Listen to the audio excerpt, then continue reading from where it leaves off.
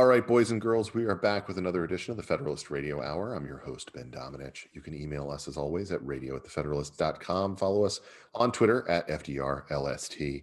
I'm happy to be joined today again by author and DC Bureau Chief of Slow Boring, Matt Yglesias. Thank you so much for taking the time to join us today. Oh, thank you for having me. Matt's latest book is 1 Billion Americans. He is the host of The Weeds at Vox, but he's also someone who leapt from those sort of heights in order to enter the world of Substack newsletters, which are so hot right now, just like Cancel. Yes.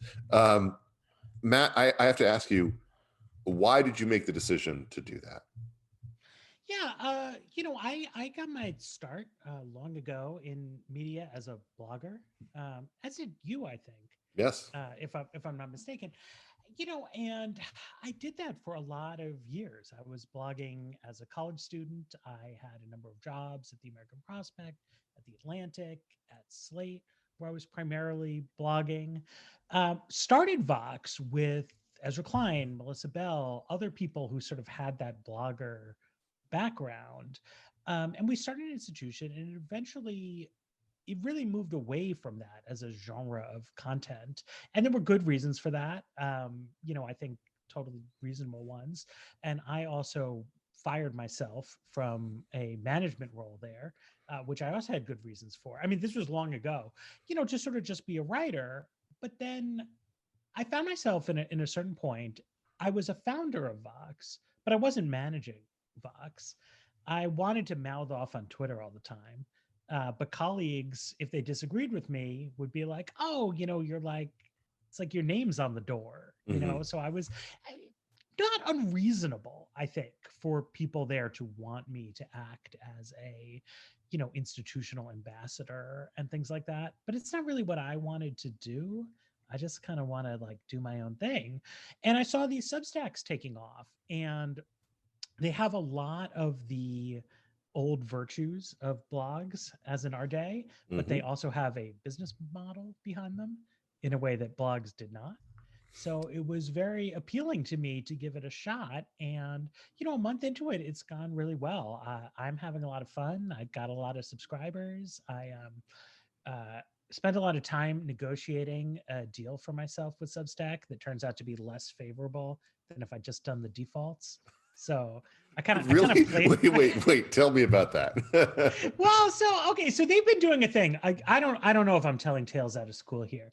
So part of Substack being so hot right now is they got money together to sort of do with select people financial sort of 1-year financial guarantees that reduce your sort of downside risk. Because I think my wife would have killed me if I'd just been like, hey, I want to quit my job and write a newsletter. So it was good. It was a big part of what made it possible. But then, the normal sort of just anyone, if you go sign up on Substack, you can start a paid newsletter. You do a 90-10 split with Substack. If they give you a sort of, advance style deal, they take a bigger piece of the back end. So like I spent a lot of time wrangling with them about the details of it and stuff like that. But I actually have like a ton of subscribers, and I would have just been better. I should have just had more confidence. Why do you think gone and done the thing? So why do you think it is that you and your sort of particular style of writing, because I think you definitely have a style that is kind of recognizable, appeals to an audience of that significance in this moment? What do you think it is that sort of is like, are people just longing for the blog level conversation of like 2006? Like, I mean, there's two aspects to it, right? I mean, part of what I think made me a good blogger, and I will toot my own horn and say I was good at it, is I write a lot, and that's similar with Substack, right? So you're paying for just one person's output, so it's good. It's good for that person to be productive.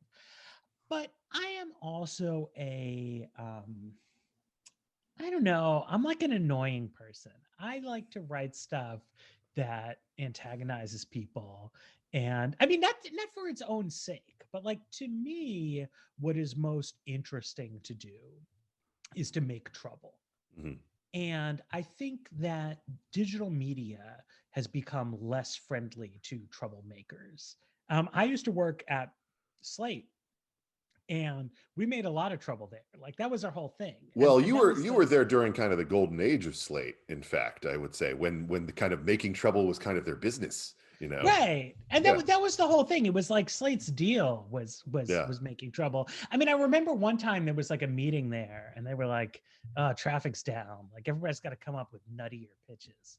And so, so we sat around and we got like zanier stuff going. That is really not the ethic of Vox, but really it's not the ethic of the current iteration of Slate, Yeah. or most other stuff. It's not, people can exaggerate this. It's not like there's like a totalitarian framework in which like Matt couldn't pitch his stories at Vox.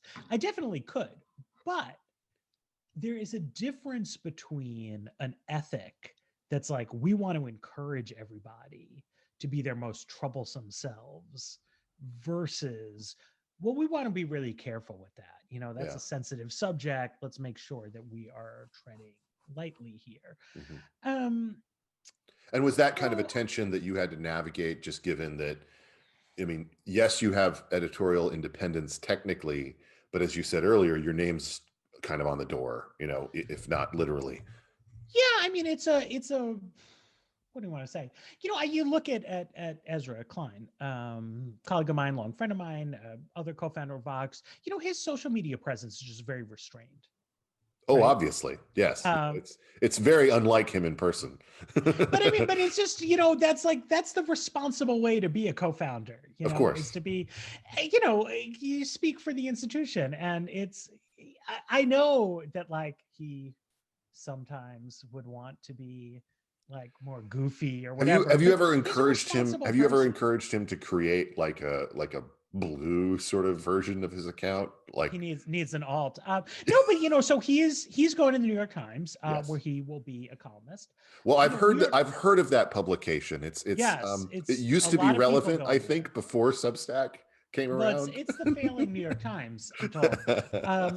So Times columnists, right? They're not supposed to like mix it up with each other, which is weird because they increasingly everyone is a New York Times columnist, but they are quite outspoken. So like Ross Douthat, Jamel Bowie, Michelle Goldberg, they all have like very lively, contentious Totally. presences out there, and nobody like looks at a Ross tweet and then like tags the New York Times and they're like, what's going, like left-wing people are mad at Ross all the time, but it's understood that like that's his role, right? Like, Yeah. they have this stable of columnists. They speak for themselves, not for the institution. Mhm. So that's cool. That's obviously those are great gigs. But do you Why think that people like that's to going to do be it. something that can persist in this climate? Well, Because it'll it's be a challenge interesting. when you say things like, not to, I mean, it's just the most prominent example, so it's convenient, but the Tom Cotton op-ed making people feel unsafe.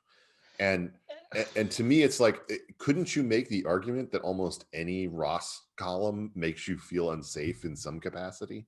I That mean, Cotton thing was weird, on a number of levels. I mean, I don't totally understand why Ross is immune mhm. to the forces that be there. But I mean, it seems to be that they have some kind of institutional, dynamic there, that makes it work, which is good for them. But there's a lot of difficulty is, all over the media, right? People want to have their islands. But the other thing that's changed is when I started at the American Prospect, the Prospect was like it was a labor liberal publication. That was sort Yes. of how you would describe it. So then you had The Nation, which was like a more lefty kind of thing. And then you had the Washington Monthly, which is a more like neoliberal center left thing. And you had the New Republic, which was kind of broad church left on Mhm. domestic issues, but very hawkish on foreign policy. And you had Reason, which was libertarian, and you had the Weekly Standard, which was neocon, and you had National Review, which was conservative but not neocon. And then you had the American Conservative, which was Paleocon, right? And each of those publications could be quite narrow-minded.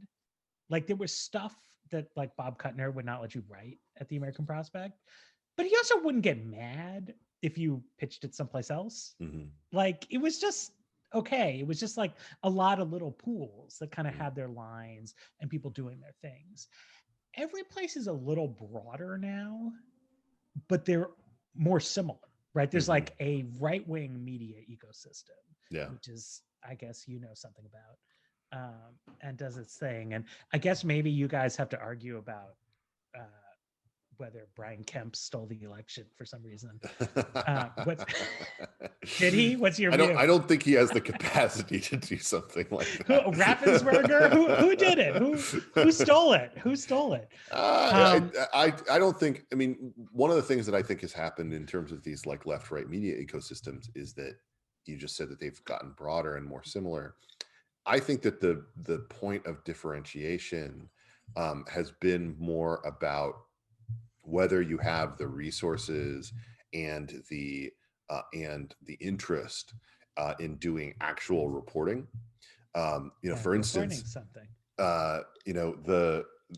just to use one example, like the reason that the New York Times is able to do that whole breakdown of the video footage around Kyle Rittenhouse, which I'm sure you probably saw, is because there were 2 Daily Caller reporters and a town hall reporter and like a freelance guy all within, a couple 100 feet of each other, taking footage of all of that.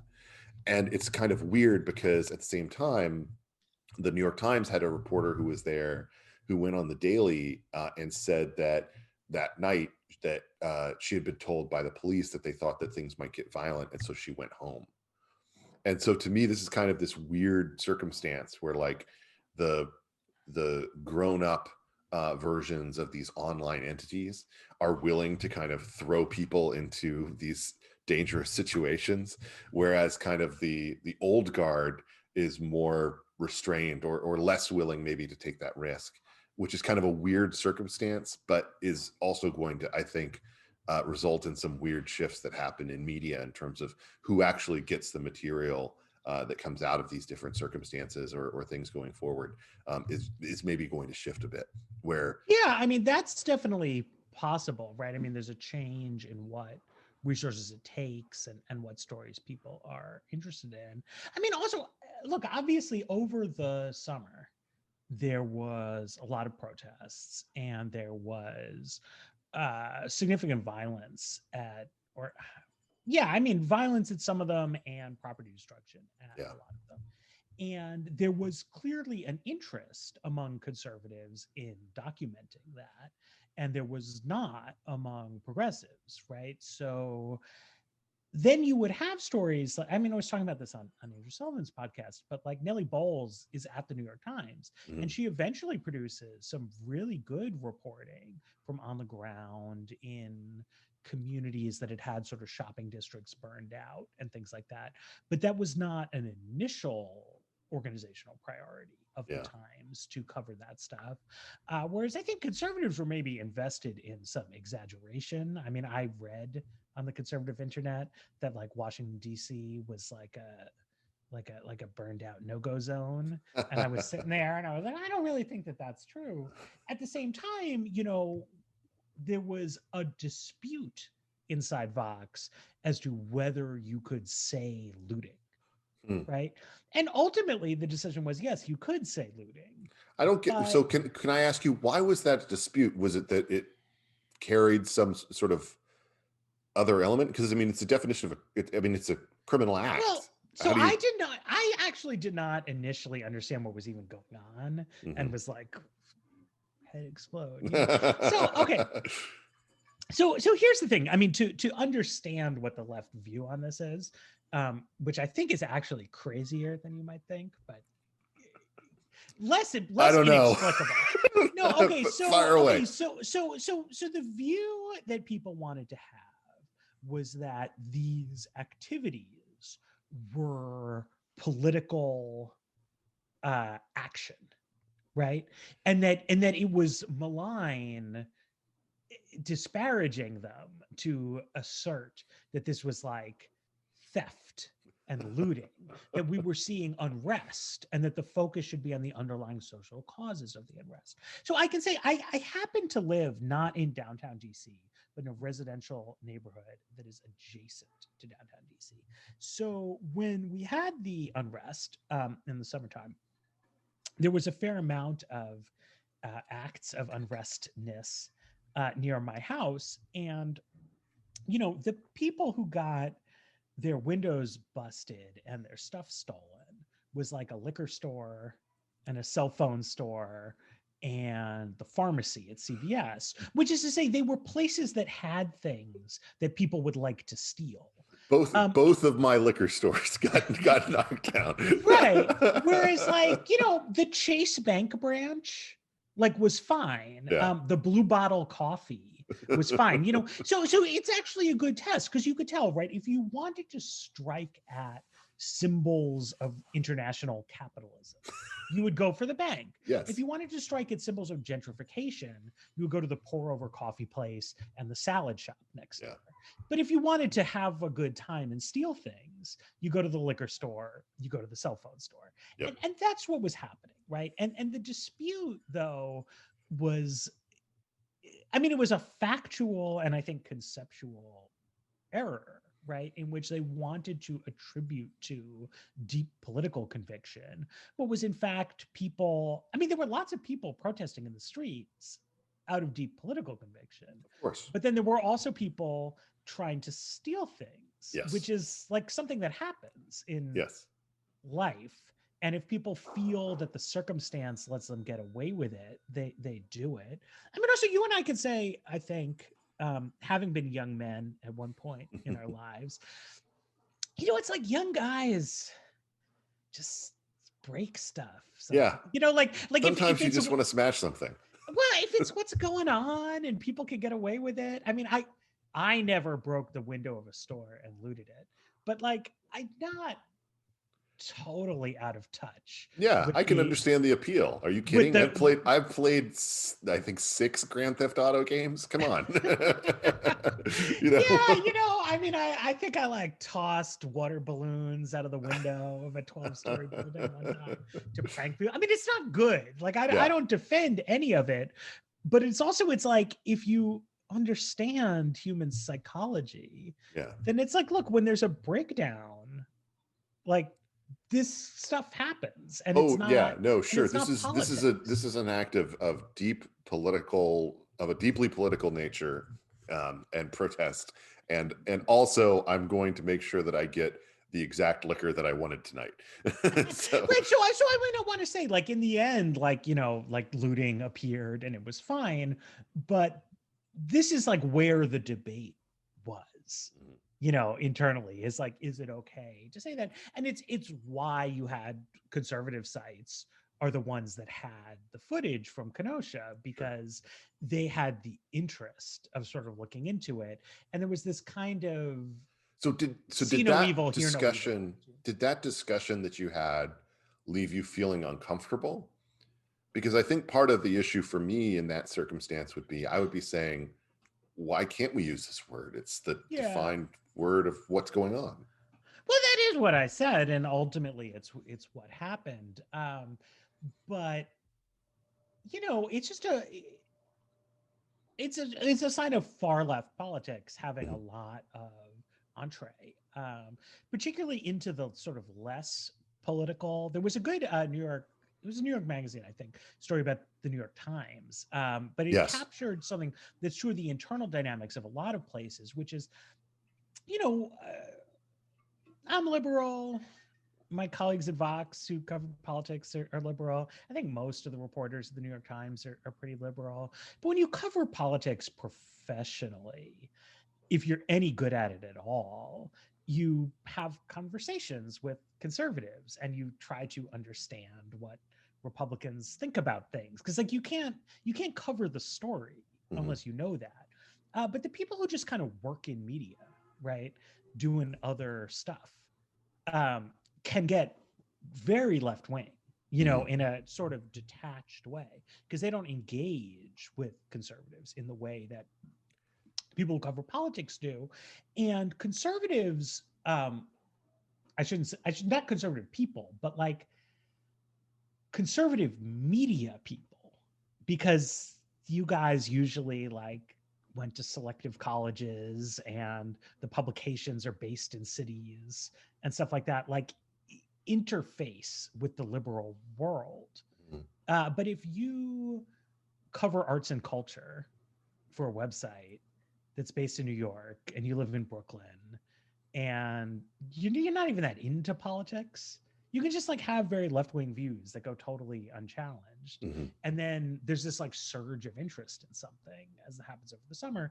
And it's a very, it's just like a real bubble kind of thing. So I want to talk to you a little bit about the reaction to your book now that you've had a little bit of distance from it. That book is 1 Billion Americans. I know that you are making a strong argument about optimism and hope and having a more populous America. Have you had backlash from people who might have the perspective that what you're advocating for puts the planet at risk or has any kind of, potential environmental, downside to your argument? It's interesting. So this is the opposite of what I was talking about before. So I know a lot of people who are involved in climate policy, professionally, and I know their views, and I think a lot of the same things as they do. And I think we had like a very like solid, like aligned take in the book. Then it came out, and I started to see that it was like, if you go on an NPR affiliate in the West Coast and they start taking phone calls, like all kinds of people prop up who are these like anti-natalist eco-dystopians. They have views that are not espoused by like actual environmental organizations, but are present on the sort of grassroots left, particularly on the West Coast. I'm an East Coast person. I don't like the West Coast. I never really knew why, but now I understand. So it's interesting, so I went on Matt and Elizabeth Brunig's podcast last week. They are quite far left, but this is what we were talking about, because they are also pro-human people. And so it's interesting. I'm not sure exactly where on the ideological spectrum from left to right the like population control zone is, but it's present. Well, I think that it generally, I mean, and no offense, I kind of put you in the neoliberal technocrat category. I think that there are a lot of technocrats of both parties that tend in this direction. Like if you remember, it was maybe a little more than a year ago that Macron gave that speech where he said something kind of vaguely eugenicist about too many people in Africa having babies, that kind of thing. And it tends to be like not so much a right-left thing as kind of a technocrat versus populist kind of thing. And so it's interesting to me in part because you're someone who I think of in that technocrat sense, but you're also making, I think, a strong argument that actually this would be good. This would be good for the country. It would be good for the world in order to have an America that has this many more people in it and that kind of thing. But from my perspective, not to, you can continue, but from my perspective, it's just interesting because I think in a certain sense, it's the technocrats not having enough imagination, about what is capable or what is possible in America that has so many more people. Yeah, I mean, my technical explanation, which is very technocratic, so one of my blurbers was Paul Romer's Nobel Prize winning economist, known lately, I guess, for his COVID testing ideas. But, his work, right, is on economic growth theory. And his whole point is that, you can wring efficiencies out of the system and generate some growth that way.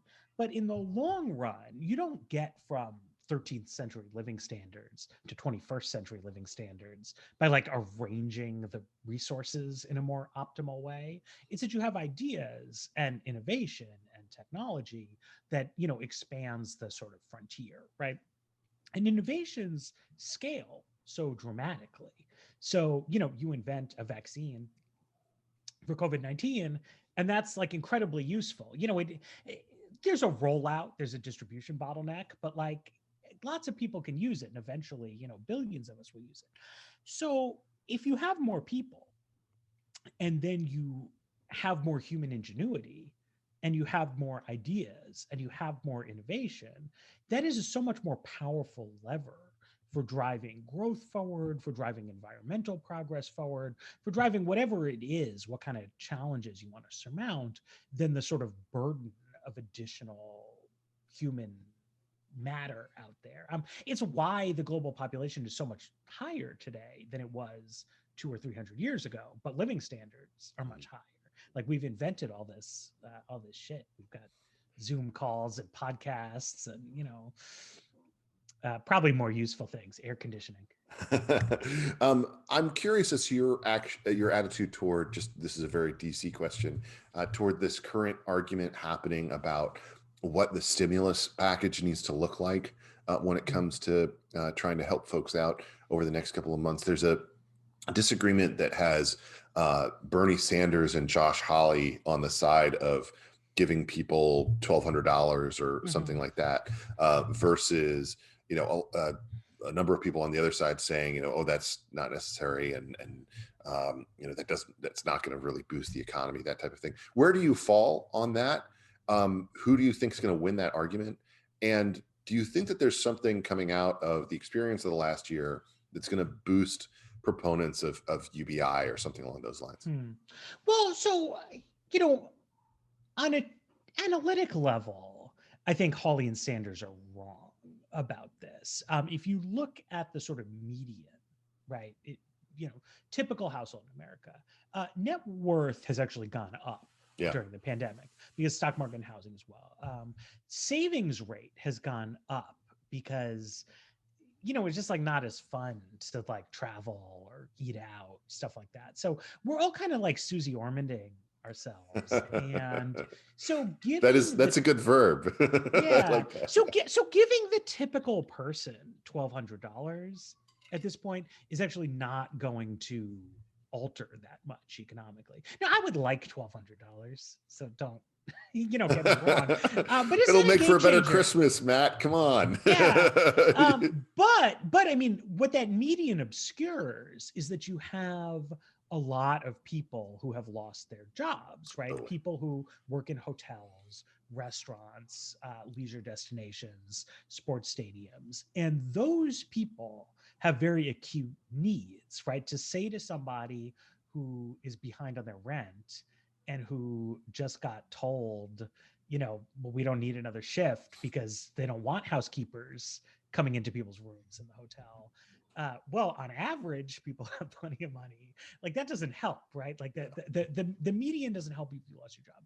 So targeted relief for the unemployed seems really good to me, particularly because, you know, a strong vaccine-led rebound by February or March seems clearly on the table. So we don't need to worry like that much about the long-term kind of thing. But the reason Hawley and Sanders are into the $1,200 checks, I think, is that the idea of universality is so potent, right? The idea that the government can just help us all and can help us all in a flexible way instead of, you know, here's a tax preferred account if you want to blah, blah, blah, blah, blah. Or instead of here's a new program where we're going to blah, blah, blah, blah, blah. It's just like, hey man, here's some money. Go do what you want, right? That like, I get that. You know, I think after seeing a lot of failures over the past 20 years, the idea of just sort of flexible, unrestricted assistance has a lot of appeal to people at different points of the spectrum. Can you connect that to the the healthcare conversation that we obviously need to have in this country. The choice of Joe Biden means that we're talking about fixing Obamacare as opposed to moving in some other, dramatically different direction. And frankly, the selection of Javier Becerra is not an indication of health policy technocracy being at the head of HHS, let's say. In terms of your anticipation of sort of the way that conversation goes, is there any lesson that we can take away from giving people flexibility with a UBI-like payment or something along those lines that could be applied there? Or is this just a system that's so complicated that it's inevitably gradually going to move in the direction of so much of the rest of Europe and the first world toward various programs that are top down and pretty hierarchical? Well, I mean, I think it's an argument for potentially just not messing around with healthcare so much, right? So, I mean, you can look at it and you can say, look, I mean, a lot of people, face financial distress as a result of the healthcare, as a result of illness, right?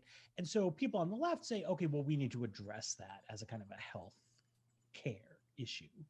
But presidents have limited political capital. President Trump burned a lot of it on messing with healthcare. President Obama burned a lot of it on messing with healthcare. President Clinton burned a lot of it on messing with healthcare. And you do have the option of just doing something else with your time. And I would advise that, right? There are a lot of small things that could be done on healthcare that are not super partisan. What's one of those that's your favorite? So I think looking at the supply of doctors, right? So if you look at the average MCAT scores of new med school people, it's gone up and up and up and up and up for years. And that's because the number of slots has not expanded along with the population or the demand for medical services. And we also, our doctors get paid much, much more than Canadian or European doctors. But it's very challenging for people who trained abroad to bring their medical licenses over here.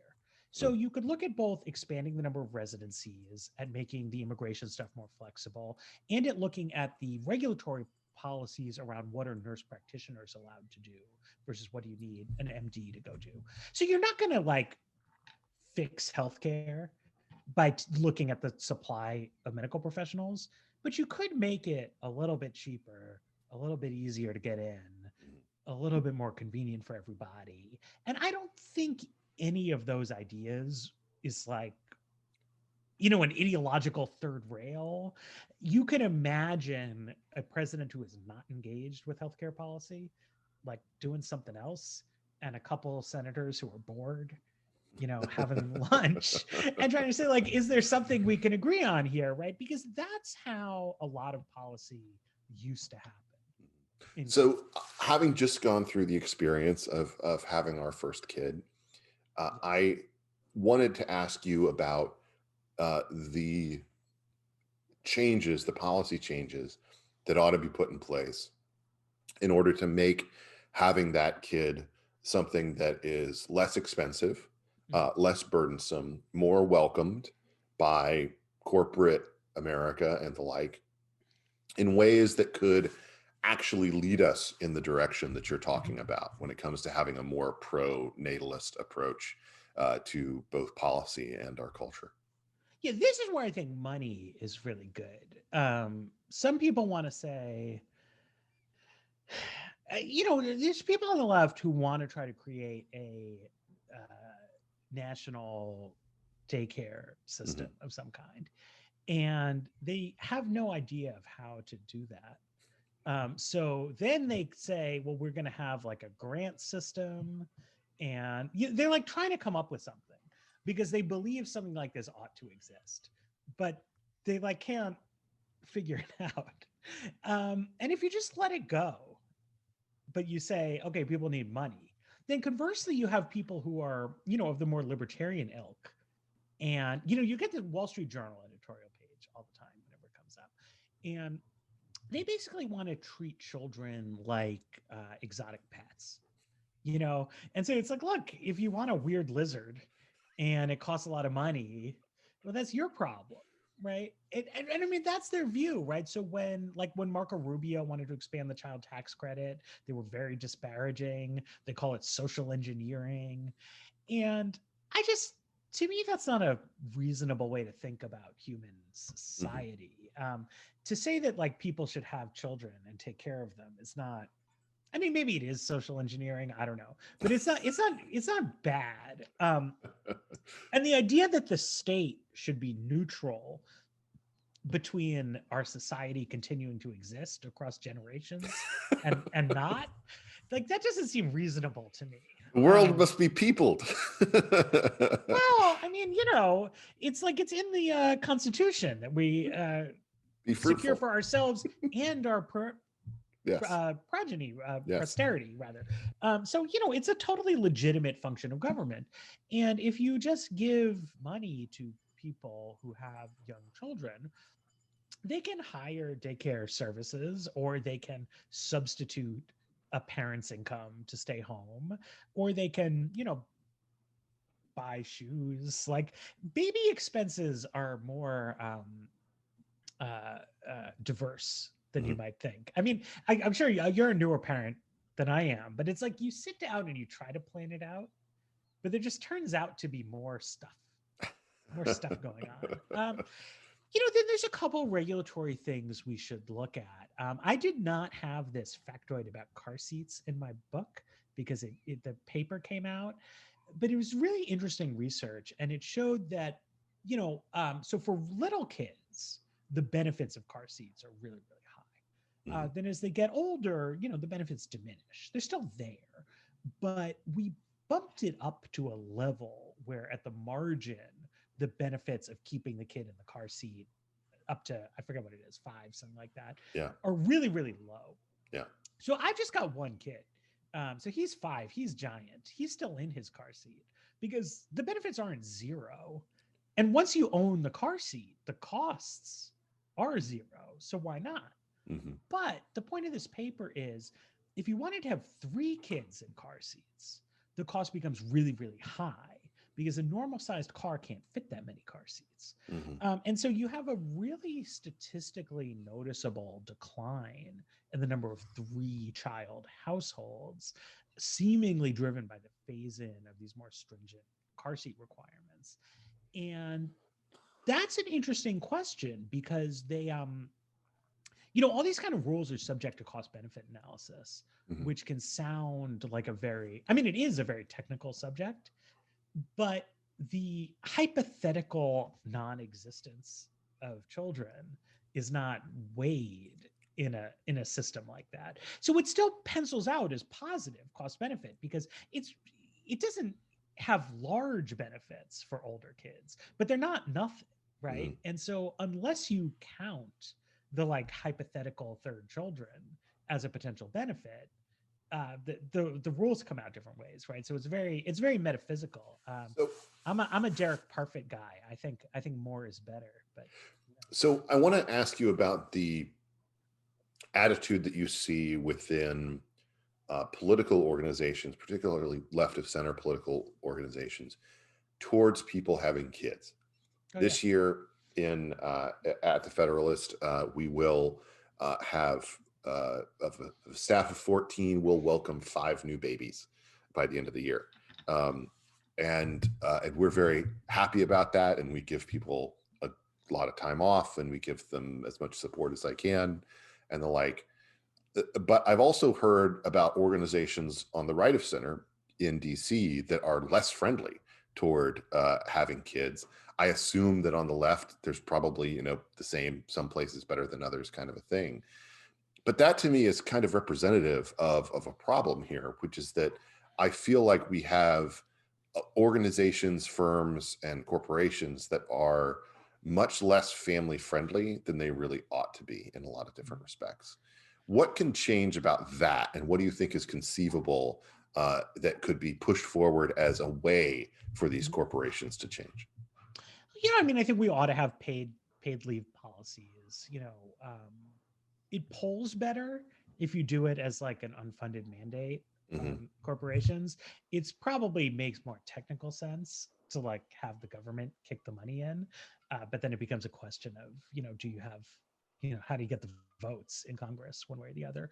This is also a thing you were saying, different organizations have different views. My experience of it is that, organizations that are led by mostly younger people. I mean, not that young, but when you have people who are in their 30s or 40s in leadership, you tend to have more pro-family policies. When the leadership is all people who are in their 50s and 60s, for whom the whole kids thing is like more in the rearview mirror, you see less family-friendly policies.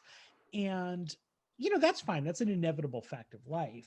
But what you have as people have fewer children is like the age pyramid in society skews older and older, which then creates less sort of family friendliness in institutions. So, I hope we can like get onto a better trajectory where more places, but there's just more younger people and more children, and then an ongoing supply. One of the things that I think is really a big part of this going forward, or that will be a challenge going forward, is for Republicans to open their minds up a bit more when it comes to what economic populism looks like. Mm-hmm. If you were trying to design a Republican economic populist agenda that would appeal to all of these working class or sort of lower middle class, more diverse group of voters that came out and voted for either President Trump or for Republicans in Congress or both, in all these places in Florida and in Texas and elsewhere, that kind of surprised people. How do you retain those voters with an economic populist agenda that is identifiably conservative in its goals, but also kind of breaks with traditional Republican trickle-down orthodoxy? Well, I mean, I think that's kind of stuff that we've been talking about, right? Which is like spending money on like cash rather than government programs and targeting people with children. Because we know that there's just a big difference, right? People who are more religious, people who are more conservative politically, have children younger, they have more children. So it's not like a benefit program for conservatives, but it speaks to the conservative base's need.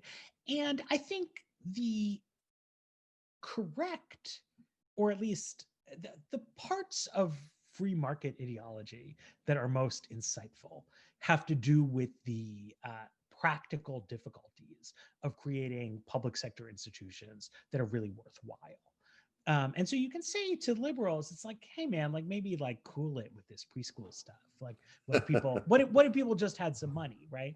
Yeah. But the prevailing view in the Republican Party is a more hardcore version of that, which is like the government shouldn't do anything, right?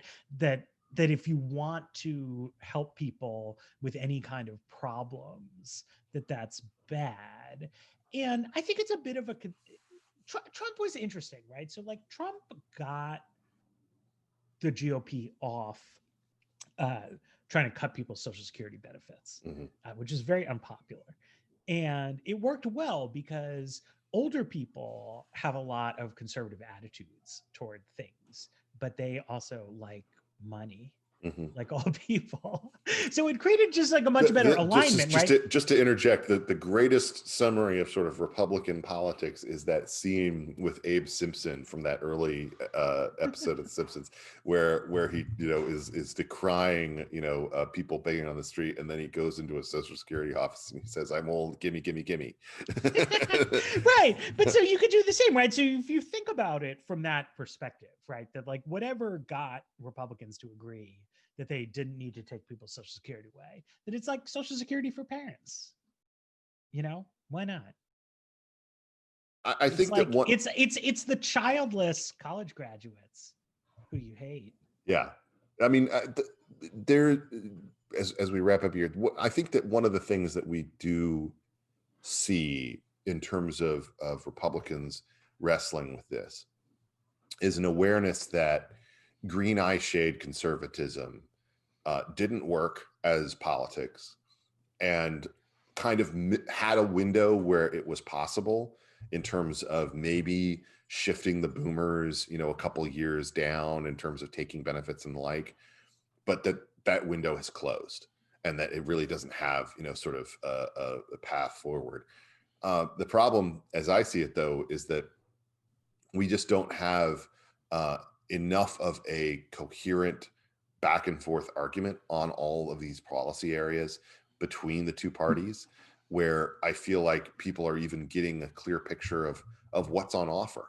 I mean, even if I asked, sort of a dedicated, friend of mine who's a Biden supporter, what his plan was for healthcare, I'm not sure he'd give me an answer, and I think that this is a situation that is troublesome for those of us like you and like me, who feel like there's a lot of areas of policy where things need to change in order for life to be better, and that we have the capacity for that, but that we don't really have clear leadership or clear priorities in terms of the way that could be addressed.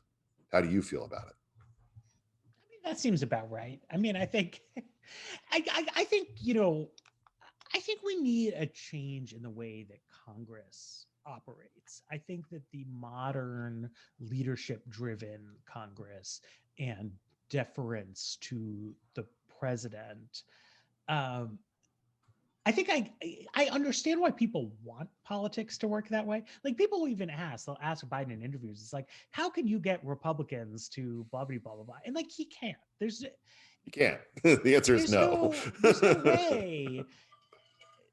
If he goes down there and is like, hey guys, let's talk about blah, blah, blah, blah, blah, like right there, it's dead, right? Now, who could get Republicans on legislation that does something useful? Cory Booker could, Joe Manchin could, Kristen Sinema could, but it's because they would just have a conversation with the cameras off, right? They'd say like, it's boring, isn't it? Just sitting here in Congress doing fucking nothing. Maybe we should write a bill, right? And that's how things happen. Like, you just see, right, these COVID relief talks, which were dead, they got restarted, and they were restarted by Joe Manchin and Mitt Romney, right? They weren't restarted by Nancy Pelosi. They weren't restarted by Trump, because it's just lower key members working together who can do dialogue that's productive. And it's very important who the president is. It's like a powerful office, but it is not at all powerful at generating bipartisan legislative coalitions. It's and like, you really saw that with Trump, because he's eccentric. I don't know what you want to say. Well, no, but basically, I mean, if you think about it, what you're basically saying is that Bill Clinton needed Newt Gingrich. Well, I mean, Bill Clinton needed Newt Gingrich, but also we had a more functional committee structure. True. At that time,